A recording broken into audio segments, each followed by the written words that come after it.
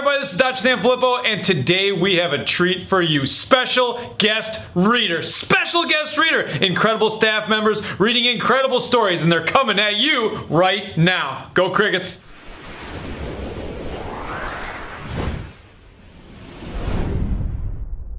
Good morning, Crickets! So, Mr. Sam Filippo invited some of the staff to read stories with you, and I'm super excited to get that opportunity. Word on the street is that he has run out of his magic, and that's why he needs us to read these stories. I've also heard that Wesley got an agent and was told not to take any more of his calls. So, Wesley, call me. So before I get started, I have two great stories for you today. But I want to do some shout outs. So we've been doing individual senior shout outs every day. I want to do a shout out from our 4K kids to two seniors that we had this year for YTYs. Kelsey Christofek and Caitlin Schultz. You guys did an amazing job with our kids. They loved having you in there. It's been a great experience for all of us. So good luck, ladies, on your future endeavors. I also want to do a shout out to Miss Sangren's, Mr. G's, and Mr. Larson's 5th grade students. We had a fabulous year partnering with those kids, doing activities every Monday with them, with our 4K 5th grade buddies. So much fun, and I know that the 4K kids are really, really missing that time with you guys. So good luck as you leave 5th grade and head into the middle school next year. I know you're all going to be amazing middle schoolers. So let's get going on my stories. I have two stories today. Pig the Pug, Pig the Winner. I love Pig the Pug books. And Grumpy Corn. So let's get started. I'm just gonna get the camera moved here a little bit so you can see the books better. Pig the Winner. Pig was a pug, and I'm sorry to say if he didn't come first, it would ruin his day. Yes, Pig was a winner. He just had to win, and nothing would stop him. Oh, where to begin? Believe it or not, he was quite hard to beat, and the reason was simple. Yes, Pig was a cheat.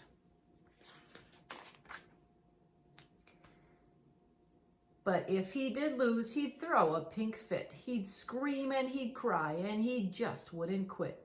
He'd sob and he'd sulk with a quivering chin, till you gave up and said to him, "Okay, you win." But as soon as you said it, he'd clap and he'd stamp, and he'd rub it in loudly that he was the champ. Trevor would say to him, "Let's just have fun." But Pig would reply, "It ain't fun till I've won." So one night at supper, Pig shouted with glee, "Who can eat faster? I bet that it's me." Trevor said shyly, "I don't want to race," but Pig had yelled, "Go!" and was stuffing his face. He wolfed down his food, he gobbled his kibble, his face was awash with biscuits and dribble. He chomped up 3 sausages, all of them whoppers, then he munched through his doggy treats, gnashing his chompers. He swallowed it all in a minute or less, but something went wrong. Do you know? Can you guess? Because he was busy stuffing his hole, Pig didn't notice he'd swallowed his bowl. Lucky for Pig, Trevor knew what to do. He squeezed out the bowl before Pig could turn blue. But Pig didn't thank him. He just said, "I win!" Then the bowl bounced right back and knocked Pig in the bin. These days it's different, I'm happy to say. Pig's not the winner each time that they play. He plays to have fun, and his tantrums have ceased. Yes, Trevor can win now. Well, sometimes at least. Telling you, I love Pig. right, my next story, Grumpy Corn.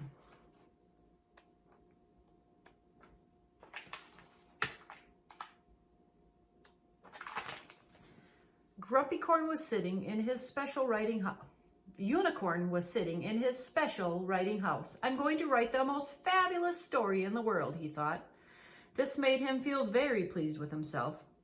He already liked being a writer. But Unicorn didn't know where to begin his story. I need my special fluffy pen, he said. He went and got his special fluffy pen, but he didn't know what to write. I need a cup of my special moonberry tea, he said. Then I will be able to write my story. He went and made himself a cup of his special moonberry tea. And Unicorn sat at his desk wondering what to write in his special fancy notebook. He sighed. I wish an idea would come knocking at my door. But Norwal knocked instead. What are you doing, Unicorn? I'm busy writing the most fabulous story in the world, said Unicorn. Wow, said Norwal. Can I be in your story?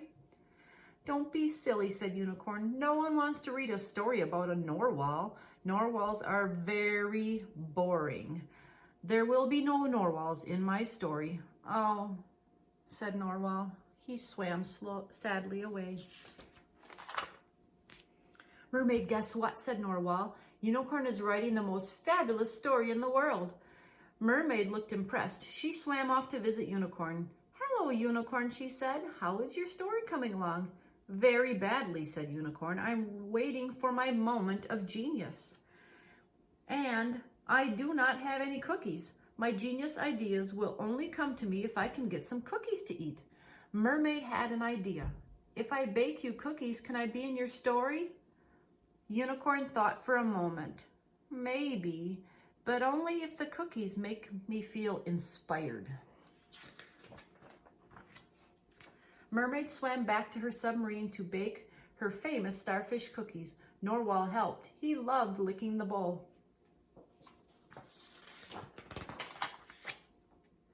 Mermaid brought the cookies to Unicorn. Now can I be in your story, she asked. Unicorn took a bite of cookie and looked thoughtful. He ate the whole plate of cookies and kept looking thoughtful. No, said Unicorn. I'm afraid you can't be in my story. They were very good cookies, but they did not inspire me. Mermaid swam away in a huff. What's wrong, Mermaid? Asked Jellyfish. Unicorn is writing the most fabulous story in the world, she sniffed, but he won't let me be in it. My cookies were not inspiring enough. Maybe I'm in it, said Jellyfish. Everyone loves Jellyfish. She wriggled with excitement and swam off to visit Unicorn. Hello, Unicorn, said Jellyfish. Have you finished your fabulous story yet? I can't wait to read it. Is there a jellyfish in it? Why don't you let me be in your story? I will be the most brave jellyfish and go into space and discover fantastic alien jellyfish and... No! Howled Unicorn. I can't get any ideas because everyone keeps bothering me. You are all very silly and annoying, and I don't want to write this story anymore. Oh, what a grumpy corn, said Jellyfish. Unicorn threw his fluffy pen, his notebook, and his teacup into the sea.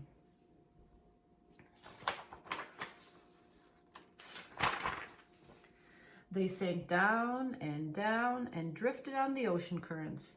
Look, said Mermaid, it's the most fabulous story in the world. Yippee! Let's read it, said Narwhal. The friends gathered around to read Unicorn's story, but Unicorn had not written a single word. Poor grumpy corn, said Mermaid. I wish we could help. I have an idea, said Narwhal.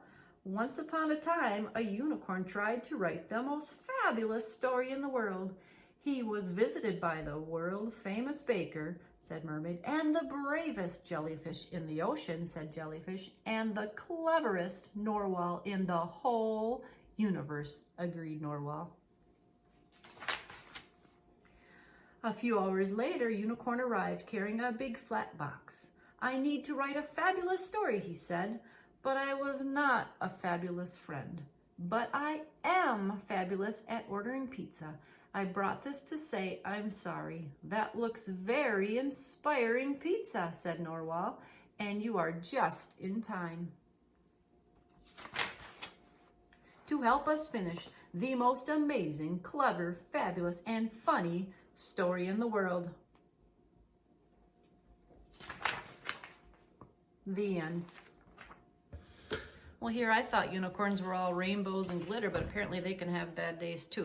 So, thank you everybody for letting me come to story time today. Hope you all have an amazing day. See you later. Good morning, crickets! So, Mr. Sanfilippo invited some of the staff to read Life on Mars.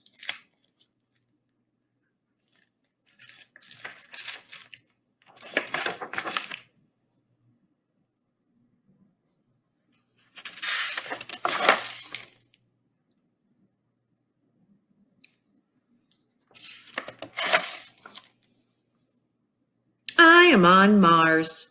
I have traveled a long way from Earth, and I'm here to find life. Everybody thinks that I'm crazy. Nobody believes there's life on Mars, but I do, and I just know that I'm going to find it.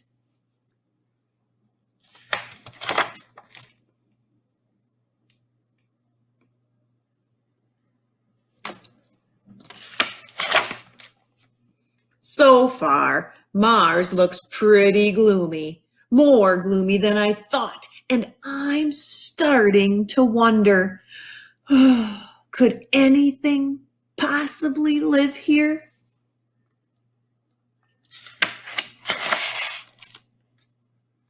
It's dark, it's cold. I've brought this gift of chocolate cupcakes, but I don't think I will find anybody to eat them. Wow, I was wrong. Mars is nothing but miles and miles of rocks and dirt. It's obvious. Nothing could possibly live here.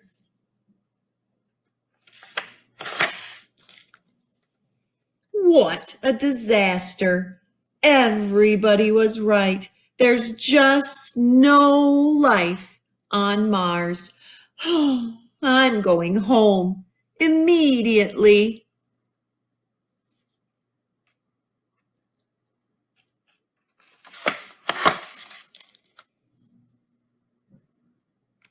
Uh-oh. Where's my spaceship?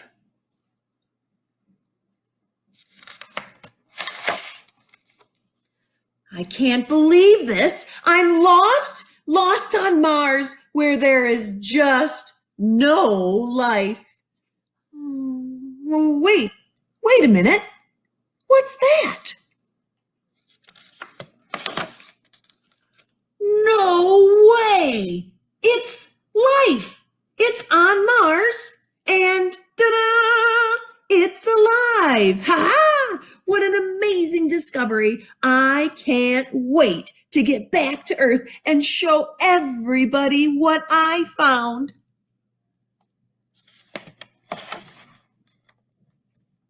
And look, my box of cupcakes. Well, how did it get there? Well, now I've got to find my spaceship. I'll bet I get a good view from the top of that mountain.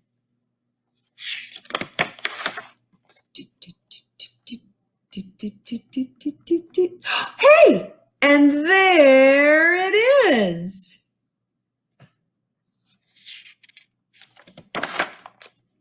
What an adventure! Ha! I always believed there was life on Mars. Ha! And I was right. Hey, what about me?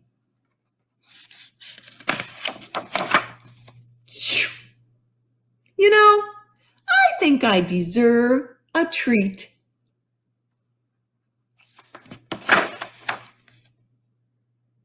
Huh? Life? Hi, friends! Remember when we talked on Thursday? I told you I have some special friends to share with you today when I read our story? Well, today I have the story, If You Plant a Seed. And in our story, there's lots of critters, so I thought I would share a few of those critters with you today. First off, the big critter in our story is the bunny. So in my hands, I have a snuggly little bunny. But if you look close, who's the bunny's friend here in the picture? It's a little mouse. I have what I call a little mice with me today. And I have my friend Emmett here. Emmett's a baby. And we're kind of taking over Emmett's time for the day. But I also have the bunny's friend. These are my sisters, not mine. All the critters. I will lay no claims on these next critters. Remember, woo! Bunny got a little tummy. Remember I said the bunny's friend was a mouse? See, I have to. Okay, friends, I'm going to try my best to be brave for you. Oh, hi, friend. Okay, I can't even hold them. All right, there they are. Those are little hamsters, friends, but in my opinion, it's a mouse. And so we're just going to say that I have the little mouse along for you today. I was going to be brave and hold them, but I just can't do it. Oh, come on out. See, there's our little friends to join us today. So they're going to help me tell the story, except these guys aren't going to help because I'm not bringing them out. All right. Emmett, are you going to help? Emmett chews on my pants blood with me, friends. If You Plant a Seed by Stephen Nelson. You planted a tomato seed, a carrot seed, or a cabbage seed. Time. They're waiting. They planted their seed. They're waiting in the rain. In time and with lots of love. Tomato, carrot, and cabbage plants will start to grow. How's Bunny feeling about that? I think that Bunny and Mouse are a little excited. Bunny's eating the carrots. Mouse is eating the tomatoes. What do you think, Emmett? What would you eat? Emmett's up for anything. Oh boy. Other animals have seen what they are eating. Other animals came to join, just like Emmett's coming to join our story. Look at Emmett. What would you eat?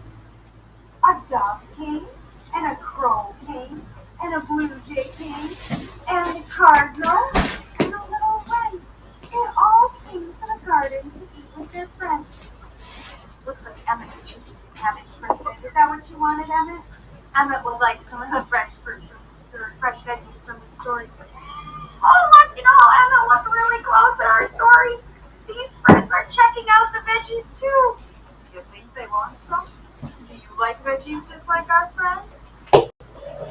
Oh no! How's the rabbit feeling about that? He says, you plant the seed of selfishness in a very short time. Oh no. How's the crow feeling? Rabbit was being selfish. He didn't want to share. Crow is being selfish back.